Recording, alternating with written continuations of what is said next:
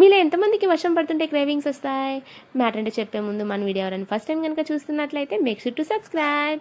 నిన్న మార్నింగ్ నుండి అయితే మా విలేజ్లో అయితే ఫుల్గా అయితే ఎండ వచ్చేసింది అనమాట.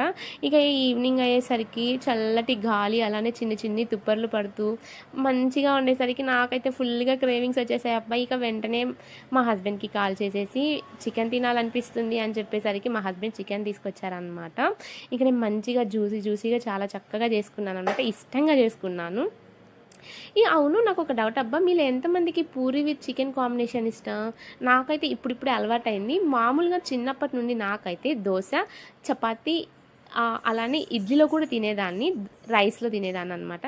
ఇప్పుడు ఇన్స్టా ఆర్ యూట్యూబ్ మహిమ అంటూ ఇప్పుడిప్పుడే పూరీలో కూడా తింటున్నాను. టేస్ట్ ఎవరైతే కనిపెట్టారో కానీ అల్టిమేట్ ఉంటుంది. ఇక నా చికెన్ కర్రీకి వస్తే ఎంత బాగా చేసుకున్నానో తెలుసా, చాలా అంటే చాలా టేస్టీగా వచ్చింది. ప్లీజ్ సబ్స్క్రైబ్ చేసుకోండి అబ్బా.